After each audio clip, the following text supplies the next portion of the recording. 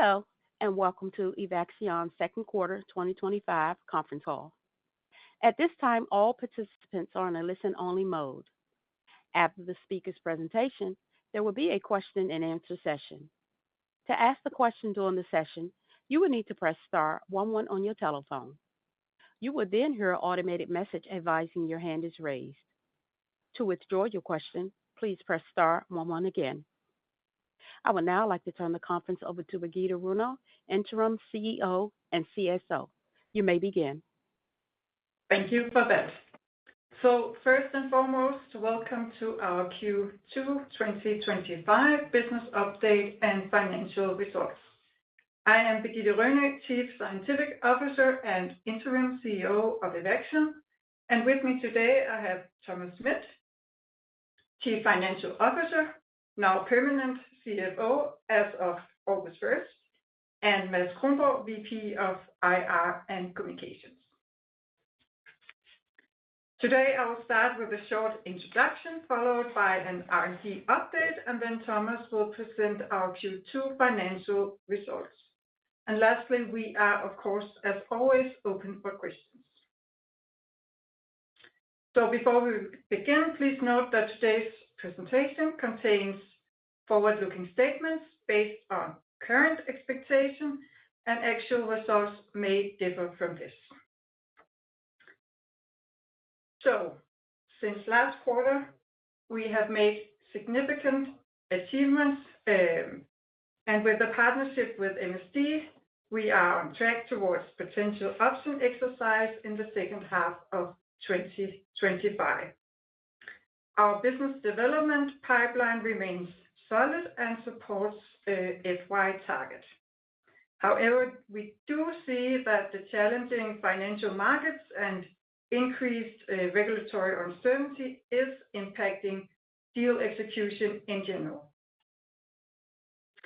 Key R&D events and progress include EVX-01 2-year clinical efficacy data accepted for an oral presentation at the ESMO Congress in 2025, and treatment in the main part of the EVX-01 phase 2 trial is completed, and patients have been recruited for the 1-year extension phase. We have also expanded our R&D pipeline with EVX-04, and we'll get back to the details around this. Further, we have received a grant from the Gates Foundation, allowing for risk and cost-free application of the platform in yet another disease, polio. On the financial side, we have cash at hand until mid-2026, and we have converted our loan from the European Investment Bank to equity with an immediate increase in equity with $4.1 million. Since last quarter, we have achieved an additional milestone with the initiation of the EVX-B4 program, and we are well on track with the many exciting milestones coming up in the second half of 2025. If we take a closer look at our R&D pipeline and recent progress, we have a very broad R&D pipeline of AI immunology designed vaccine candidates spanning across 2 key disease areas, cancer and infectious diseases. And today I'll walk you through some of our latest progress in key R&D programs. I'll start with our lead asset, EVX-01, our personalized peptide-based cancer vaccine currently in phase 2 clinical development. And then I would also, as mentioned before, point your attention to our recently added pipeline program, EVX-B4, a discovery program with the objective of developing a preventive vaccine against Group A Streptococcus. And lastly, I'll present our progress in our CMV program, that is EVX-V1. So back to EVX-01. EVX-01 is, as mentioned, currently in phase 2 and is being developed as a first-line treatment for advanced melanoma. As I mentioned earlier, our upcoming 2-year data from the EVX-01 phase 2 trial will be presented at the European Society of Medical Oncology, also called ESMO, Congress in October. And the ESMO Congress is one of the most important and prestigious medical oncology congresses in the world, and we are very much looking forward to this, as it gives us a great opportunity to interact with the global audience, including potential partners. And to this end, we are currently finalizing the 2-year clinical outcome data for preparing it for the ESMO presentation and partner discussions. And as we talked about earlier, we have extended the EVX-01 phase 2 study, allowing us to obtain 3-year clinical outcome data. During this extension phase, EVX-01 will be administered as a monotherapy, allowing us better to understand the vaccine's standalone effect. The extension involves minimal additional costs, as clinical trials remain active and vaccine production is already complete. Furthermore, we are planning to seek advice from FDA around the path to registration for this compound, as we believe that this is important for any potential partner to understand this path. The strategy for the asset remains unchanged, and we are actively seeking partners that can take the compound through the last steps of clinical development towards registration. Yes, another key recent achievement is the grant we received from the Gates Foundation. And in this collaboration, we are applying AI immunology to design a subunit vaccine against polio. And the project is progressing according to plan and in close dialogue with the Gates Foundation and the polio program officer. So this initial grant could potentially lead to further projects and plans with the Gates Foundation or any other partner, as we saw that the announcement of the grant gave or generated significant attention to our platform and pipeline.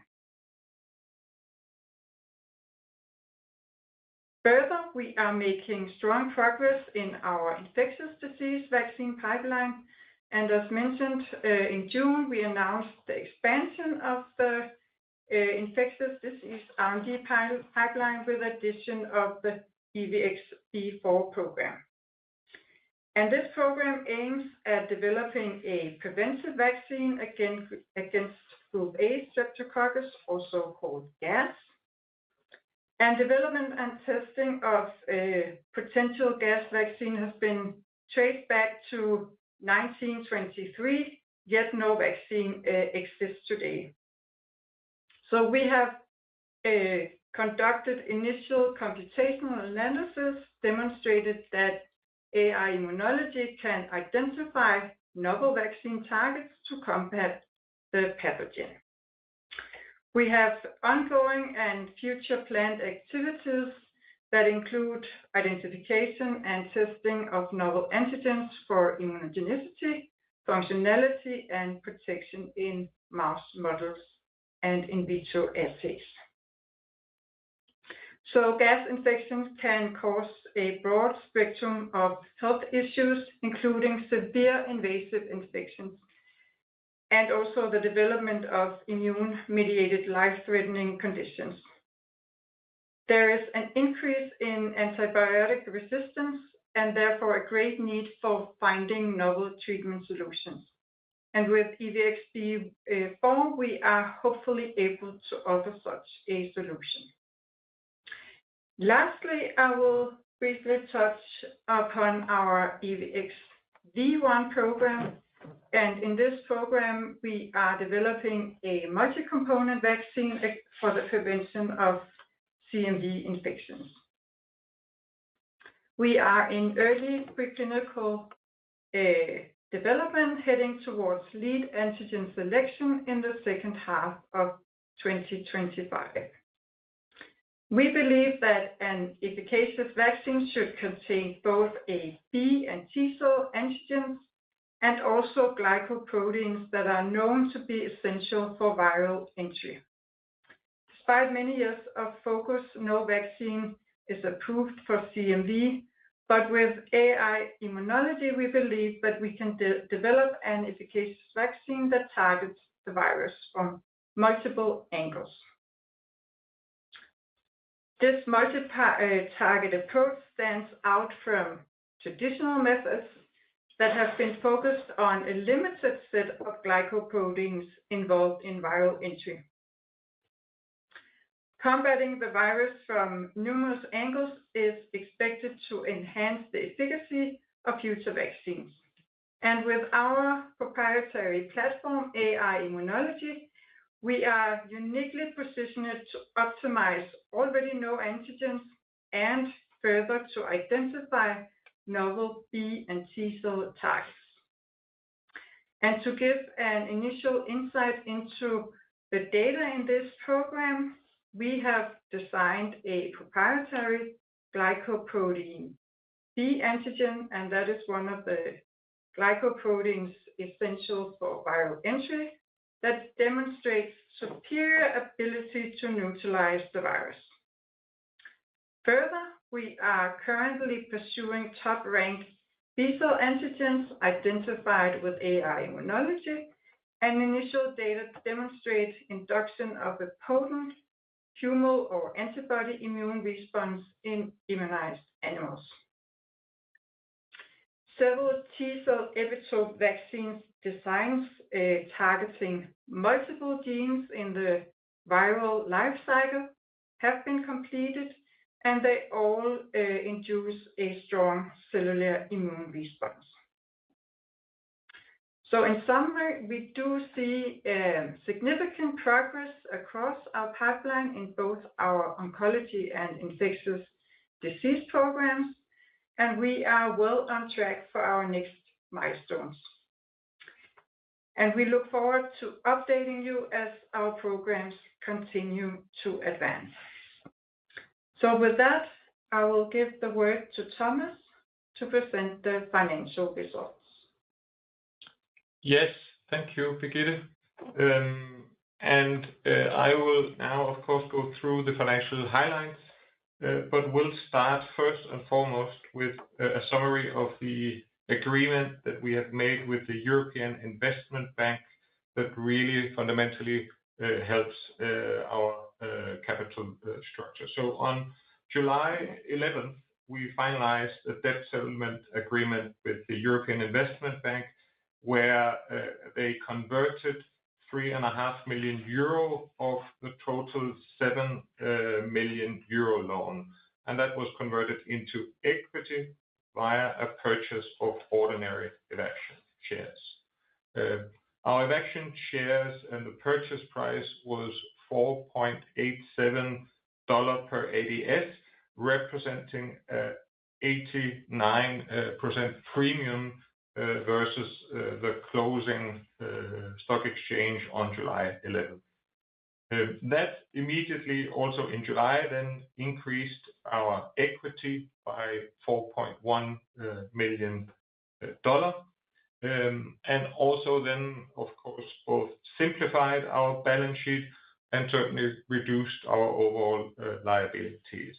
Furthermore, and also looking forward, it improves our cash flow and certainly also the repayment, of course, that we need to do at the end of the loan agreement in 2028.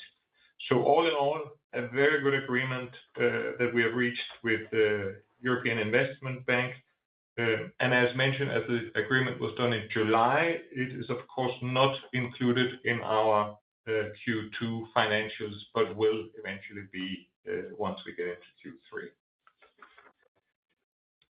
Q2 financial highlights. First and foremost, our cash position is at the end of June, $14.7 million. And with an operating cash burn that we still expect to be around $14 million, That also means that we have cash in hand to fund operations until mid-2026.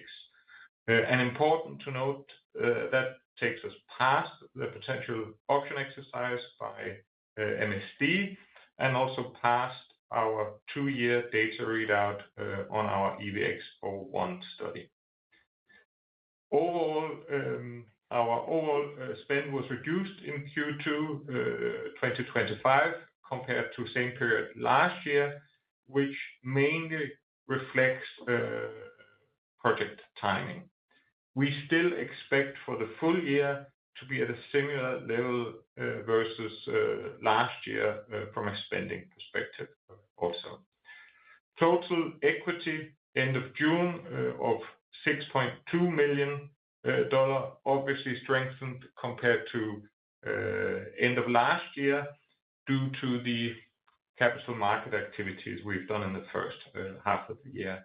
And again, this will further be strengthened in July as we have the agreement registered with the European Investment Bank. Our Q2 profit and loss statement shows an operating loss of $4.3 million, which again compares to $4.6 million in the same period last year. R&D project costs are expected to increase in the second half year, so in the 2 coming quarters, while we still expect operating expenses in line with 2024. This also means that we expect, as mentioned already, the operational cash burn of approximately $14 million for the full year 2025. Our net financial expenses of $0.7 million in the Q2, compared to $1.8 million net financial expenses in Q2 last year, and in both years driven by reassessment of our derivative liability. Important to note is that the derivative liability in 2024 came from the February public offering in 2024, while this year it comes from our January public offering. So 2 independent and different derivative liability.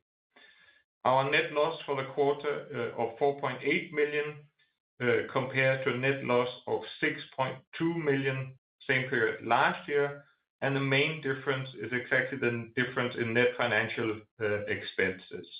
So that's the driver behind that difference. Turning to the balance sheet, our equity of $6.2 million certainly further will be strengthened in July, or has been strengthened in July, as we have booked the conversion into equity from the EIB. A derivative liability from the public offering, as mentioned in January 2025, net impacts our equity of $0.4 million as of end of June. Cash at hand were $14.7 million, and again, really important to note that this gives us a cash runway until mid-2026, so both past our potential MSD option exercise and past our EVX-01 2-year data, but also importantly, the cash runway projections into mid-2026 does not yet include the potential MSD exercise or any new business development deals, so both will in that case further extend our cash runway. And with that, I hand it back to Birgitte for some closing remarks. Thank you, Thomas. So lastly, as conclusive remarks, I would like to highlight that we do have a strong operational momentum, and we are tracking towards several potential value catalysts. Business development remains a key priority, and multiple parallel partnership discussions are currently ongoing.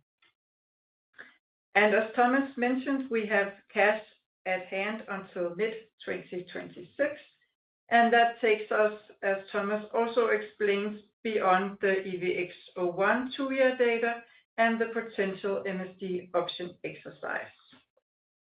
And with that, I would like to thank you for your time and your attention, and we'll be happy to answer any questions. Thank you. Ladies and gentlemen, as a reminder to ask the question, please press star 11 on your telephone, then wait for your name to be announced. To withdraw your question, please press star 11 again. Please stand by while we compile the Q&A roster. Our first question comes from the line of Thomas Flaten with Lake Street Capital Markets. Your line is open. Good morning or good afternoon. I appreciate you taking the questions. Birgitte, I was curious if you could maybe detail for us what remaining steps are there in the process for Merck to make a decision on whether or not they want to option either or both of the programs? Yeah, thank you for that question. So we have been running one of the collaborations, the B3, since September 2023. So we entered into this R&D collaboration. And there's been a lot of very exciting data generated under this collaboration. And we are currently, according to the plan, timelines are kept, and we are heading towards the conclusion here in the second half of 2025. For B2, this is more a type of I would say, evaluation collaboration. So MSD have been looking into our data and been conducting some studies on their side. Again, we are on track in terms of timelines and also, heading towards this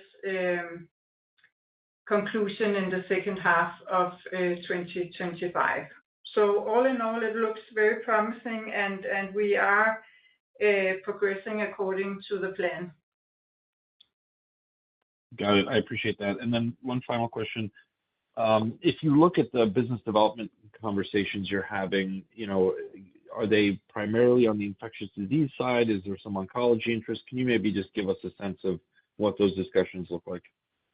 Yeah, no, it's across the R&D pipeline and assets, so across the two therapy areas, and also centered around what we call target discovery collaboration, so where we apply AI immunology and find novel targets for a certain pathogen. So it's a mixed picture at the moment, but definitely dialogues across. Some are more mature than others, and I think that's just the name of the game. And it's, of course, I know there's a lot of curiosity around this, but as you know, we cannot say a lot about this until there is a signed contract. So, but we remain optimistic and do see also new dialogues starting. Got it. I appreciate you taking the question. Thank you. Thank you. Please stand by for our next question. Our next question comes from the line of Charles Wallace with H.C. Wainwright. Your line is open. Hi, thanks for taking my question. This is Charles on for RK. I had a question about the data at ESMO coming up. So how will the 2-year data, like the clinical outcomes, compare to the 1-year data that was presented? And how many of the patients from year 1 will be seen in the 2-year data? And then also, with the extension to the 3rd year, how many patients will you enroll additionally? Thank you. Yeah. Hi, Charles. Thank you for those questions. So we have not yet disclosed the 2-year data for EVX-01. So you have to be a bit patient here.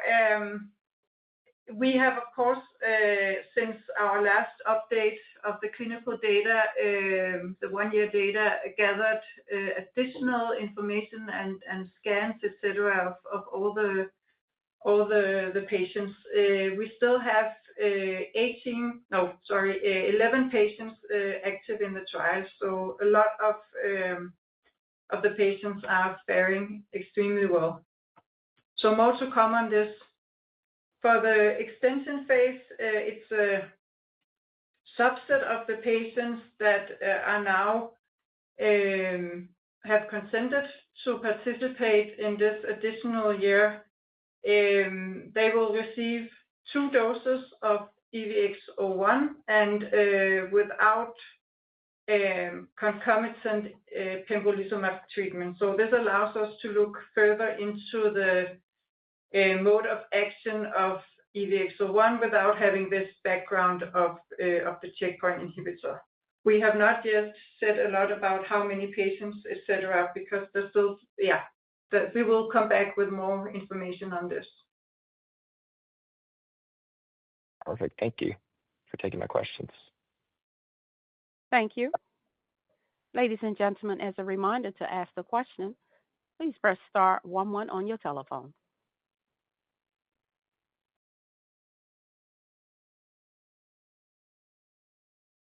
I'm showing no further questions in the queue. I will now like to turn the call back over to Birgitte for closing remarks. Thank you for that.